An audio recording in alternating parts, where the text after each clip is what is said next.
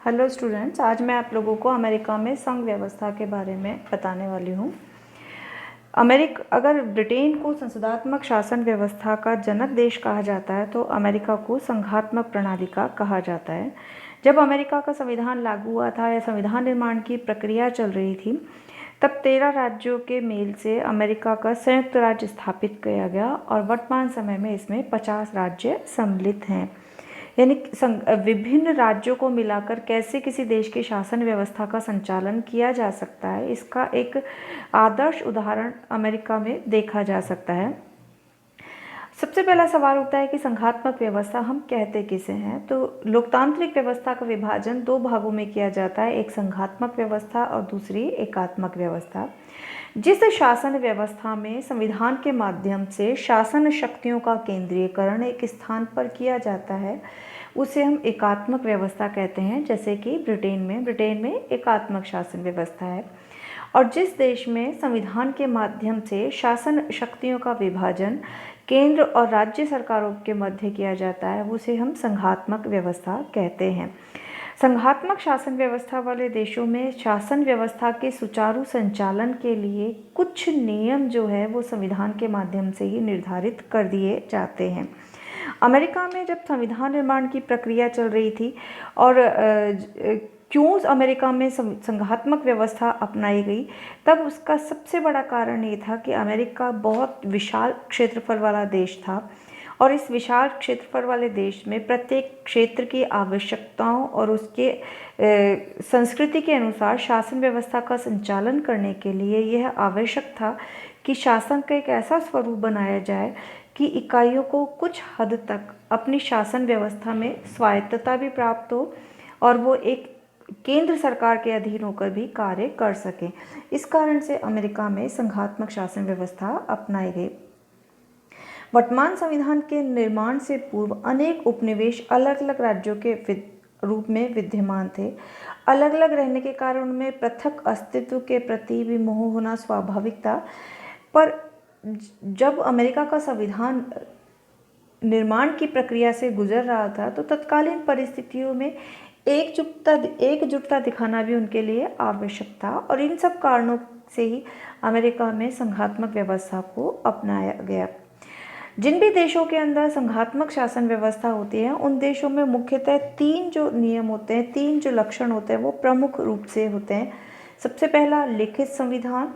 लिखित संविधान क्यों होना आवश्यक है? क्योंकि केंद्र और राज्यों के मध्य शक्तियों का जो विभाजन किया जाता है, उनका लिखित रूप में उल्लेख होना किसी स्थान पर आवश्यक है, ताकि एक शक्ति दूसरे शक्ति के कार्यों में किसी भी तरह का हस्तक्षेप नहीं कर सके। और ऐसी स्थिति में अमेरिका के अंदर लिखित संविधान विद्यमान है। दूसरा लक्षण होता है शक्तियों का वितरण। शक्तियों का वितरण से आशय है कि केंद्र और राज्यों में शक्तियों का इस प्रकार विभाजन किया जाता है कि संविधान में स्पष्ट रूप से उल्लेख होता है कि केंद्र क्या करेगा और राज्य क्या करेगा। और तीसरा होता है सर्वोच्च न्यायालय। सर्वोच्च न्यायालय की स्थिति की आवश्यकता क्यों होती है? क्योंकि समय समय पर विभिन्न संवैधानिक मुद्दों पर या कानूनी पहलुओं पर केंद्र और राज्यों के मध्य विवाद की स्थिति उत्पन्न होने की संभावनाएं रहती हैं। ऐसी स्थिति में एक ऐसी निष्पक्ष संस्था की आवश्यकता होती है जो कि केंद्र और राज्यों के मध्य उत्पन्न होने वाले विवादों का निपटारा कर सके। और सर्वोच्च न्यायालय उस रूप में ये भूमिका निभाता है, क्योंकि सर्वोच्च न्यायालय राजनीतिक रूप से निष्पक्ष संस्था होती है और निष्पक्ष संस्था होने के नाते कानून के प्रत्येक पहलुओं पर अपनी स्पष्टवादिता जो है वो सर्वोच्च न्यायालय रखती है।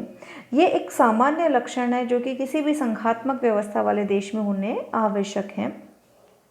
अमेरिका में भी संघात्मक व्यवस्था के यही सब लक्षण है और इनके साथ कुछ और भी हैं जो कि अमेरिका को पूरी तरह से संघात्मक व्यवस्था वाला देश का दर्जा प्रदान करता है।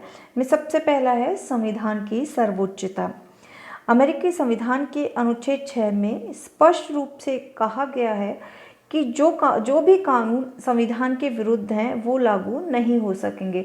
यानी केंद्र और राज्य सरकारों को कोई भी ऐसा कानून बनाने का अधिकार प्रदान नहीं किया गया है जो कि संविधान के विरुद्ध हो या संविधान के से ऊपर जाकर वो कानून हो।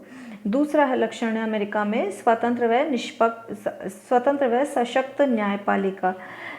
शक्ति विभाजन की रक्षा के लिए इस बात की रक्षा के लिए कि केंद्र का शासन राज्यों के अधिकारों का अतिक्रमण न कर ले, अमेरिका में सशक्त और निष्पक्ष सर्वोच्च न्यायालय द्वारा व्यवस्था की गई है। संवैधानिक विवादों में उत्पन्न होने वाले किसी भी समस्या के संदर्भ में सर्वोच्च न्यायालय जो निर्णय देता है वह अंतिम और मान्य होता है। केंद्र और राज्यों के मध्य विवाद में अमेरिका का सर्वोच्च न्यायालय एक ऐसे निष्पक्ष एम्पायर के समान है जैसा कि उससे आशा की गई थी। अगला लक्षण आता है दोहरी नागरिकता। दोहरी नागरिकता से आशय है कि अमेरिका में प्रत्येक व्यक्ति को संयुक्त राज्य अमेरिका की भी नागरिकता प्राप्त है और उस राज्य की भी नागरिकता प्राप्त है जिसमें कि वो निवास करता है। यानी प्रत्येक अमेरिका के प्रत्येक निवासी को अमेरिका की नागरिकता तो प्राप्त है ही है, साथ ही उस राज्य की भी नागरिकता प्राप्त है जहाँ की वो निवास करता है। अगला आता है राज्यों के अपने संविधान। अमेरिका के संघीय संविधान में राज्यों के संविधान शामिल नहीं हैं। संघीय संविधान में केवल इतना कहा गया है कि जो शक्तियां संघ को नहीं दी गई हैं या राज्यों के लिए निषिद्ध नहीं की गई हैं वे राज्यों के लिए सुरक्षित है। राज्यों को इन सीमाओं में रहते हुए अपना अलग संविधान बनाने की आज्ञा है। यानी प्रत्येक राज्य अपना संविधान बनाने के लिए स्वतंत्र है, लेकिन उसके संविधान के लिए ये नियंत्रण अवश्य लगाया गया है कि वो संविधान किसी भी स्थिति में संघीय संविधान के विरुद्ध नहीं हो सकता है। अगला आता है सीनेट में समान प्रतिनिधित्व। पहले मैंने आप लोग को बताया था कि अमेरिकी कांग्रेस के 2 सदन हैं। उच्च सदन को सीनेट कहते हैं और निम्न सदन को प्रतिनिधि सभा कहते हैं। प्रतिनिधि सदन जो है वो जनता के द्वारा चुने हुए प्रतिनिधियों का सदन है और सीनेट जो है वो राज्यों के द्वारा चुने हुए प्रतिनिधियों का सदन है। अमेरिका में वर्तमान समय में चाहे कोई राज्य छोटा है चाहे बड़ा है, सीनेट में प्रत्येक राज्य को 2 प्रतिनिधि भेजने का अधिकार है। अमेरिका में बड़े राज्यों को भी समान प्रतिनिधित्व दिया गया है। प्रत्येक राज्य को इसमें 2 प्रतिनिधि भेजने का अधिकार दिया गया है। अगला है द्वैध शासन। द्वैध शासन से आशय होता है 2 प्रकार के शासन। तो अमेरिका में 2 प्रकार के शासन कौन से हैं? एक तो केंद्रीय शासन और दूसरा राज्यों का शासन। केंद्रीय शासन के अतिरिक्त अमेरिका के 50 राज्यों के अलग अलग संविधान और शासन हैं। केंद्रीय शासन की ही भांति राज्यों के पृथक कार्यपालिका, व्यवस्थापिका और न्यायपालिका हैं। अगला है संविधान में संशोधन में राज्यों की भूमिका। जिन भी देशों के अंदर संघात्मक व्यवस्था होती है उन देशों में संघीय संविधान को परिवर्तित करने में या संशोधन करने में राज्यों की भूमिका होनी आवश्यक है। और अमेरिका की विशेषताएं जब हमने पढ़ी थी तो बताया था कि अमेरिका का संविधान कठोर संविधान है। और उसको कठोर संविधान क्यों कहा जाता है? क्योंकि किसी भी संवैधानिक प्रावधान में संशोधन करने के लिए 3/4 राज्यों का समर्थन होना आवश्यक है। जब तक 3/4 राज्य उसका समर्थन नहीं करते हैं तब तक वहाँ पे संविधान में संशोधन मान्य नहीं हो सकता है। अगला है शक्तियों का वितरण। अमेरिका में संघ और राज्यों की सरकारों को संविधान द्वारा पूर्ण मान्यता प्राप्त है और उसके अनुसार उन्हें अलग अलग इकाइयों के रूप में माना जाता है।